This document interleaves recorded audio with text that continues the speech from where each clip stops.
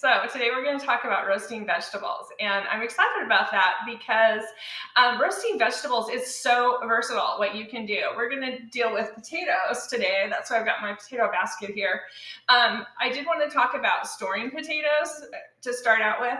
When you buy potatoes at home, if you store it in the light, then the outsides of them will turn green, and that green part is not safe to eat. It's possibly could cause cancer in the long run if you continue to eat green potatoes. So it's not a good idea to do that. So store them in the dark. And then I found this funky basket at a thrift store, and I thought this would be perfect to store my vegetables in.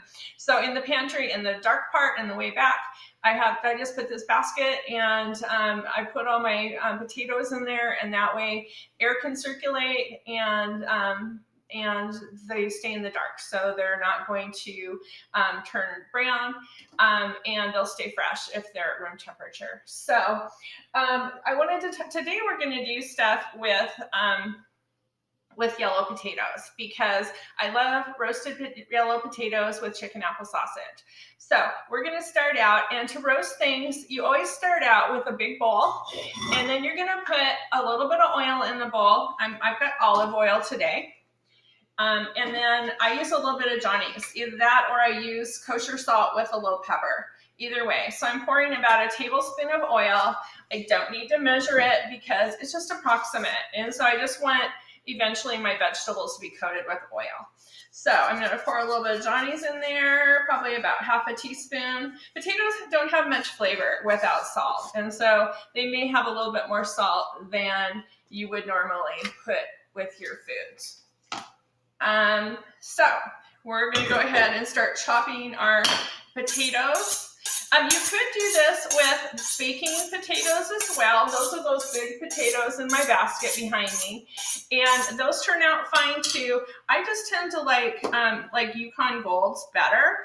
Also, you could use like those little creamers, the little potatoes that are red, yellow, and blue or purple. Those would be delicious too. And so I'm just cutting the potatoes in half, cutting them in quarters, and then just getting 2 more slices out of them. If I see any potatoes that have dark spots, I'll toss those because I don't want to include those in my dish. And so we're going to get all our potatoes. I've got 8 potatoes here that are little. This is a really flexible recipe. If you've got more people coming, then just grab more potatoes. And this is a dinner that our family makes quite a bit when, like, maybe the kids show up and I didn't know they were coming. And so I usually have some sort of chicken apple sausage or some other sausage in the freezer that I can pull out and use. And then I usually have potatoes in the pantry. And so this is, seriously, I can get this in the oven in 5 to 10 minutes. And then I can just sit and enjoy my family instead of working in the kitchen and, wishing that I was hanging out with them. And so I find it very rewarding to make dinners that are quick and easy, especially when people come over, so that I can hang out with them. They can hang out with me while I'm cooking too. But lots of times when my sons are here, especially this time of year, they go fishing. And so this is kind of our backup dinner if they didn't catch any fish. So while they're cleaning the boat, I can come in the house and cut up. Look at that, I got my 8 potatoes cut up. I'm going to go ahead and just toss them so that all the potatoes are coated in the olive oil and Johnny's.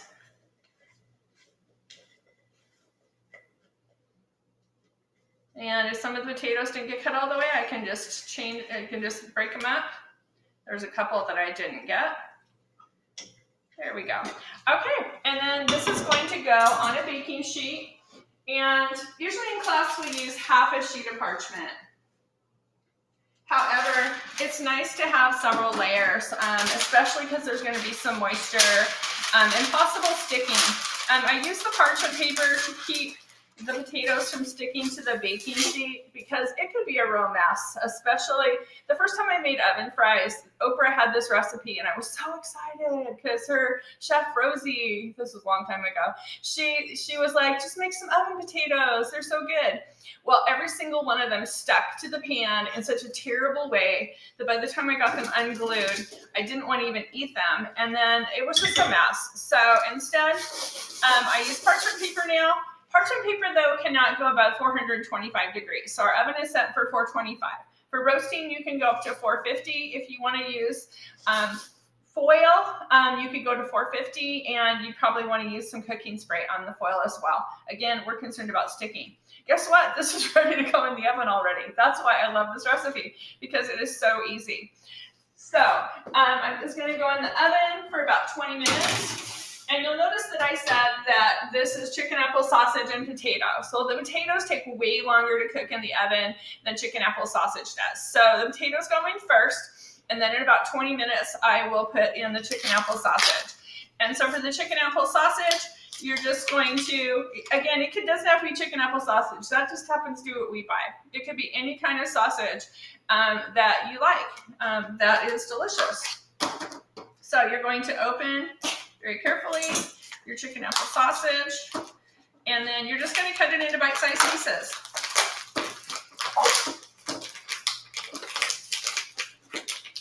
And my sausage is partially frozen. I just got out of the freezer this morning. Even though it says that it stays fresh until like middle of summer in the fridge, I prefer to keep it in the freezer just to, again, delay the bacterial action that can happen even when it says it's fresh. I know they've removed the air from the packaging and to reduce spoilage and all that, but I just wanted to keep it fresh. So it goes in the freezer at our house, and then I just pull it out when I'm ready to use it. And so typically I cut them in half and then slice it into chunks.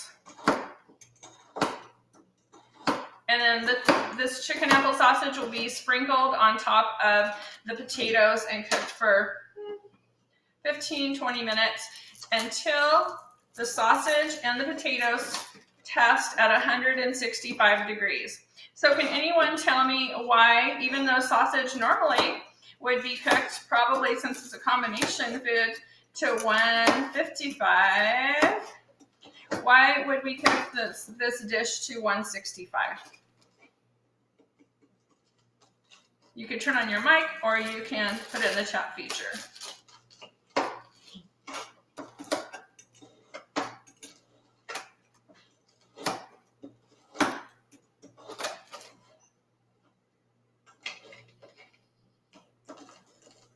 Anybody have an answer?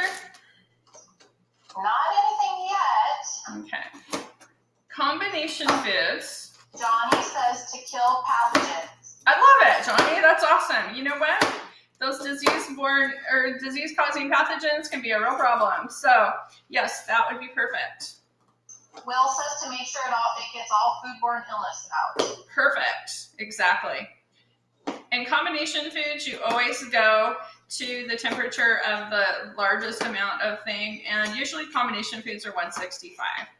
So there we go. These are sliced, and so usually you wouldn't leave meat out at room temperature for any period of time. Again, it's going to be like 15 minutes, so it's fine. I'm just going to let it sit there, and then when my timer goes off, which actually I didn't set my timer, but at 9:30, I will open my oven and just pop on the sausage, and it'll be done in another 20 minutes. So this is the quickest, easiest dinner I have in my repertoire, and it's actually really popular.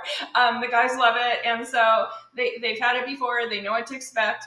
And so it's really handy. There are other things you can do, like with this bowl, I've only had potatoes and oil in it. Nothing else has been in there. And so if I wanted to, I could roast other veggies at the same time. So on the weekend, I usually roast veggies in advance. So I could cut up peppers into largish bite-sized pieces and then toss them with the olive oil and the Johnnies.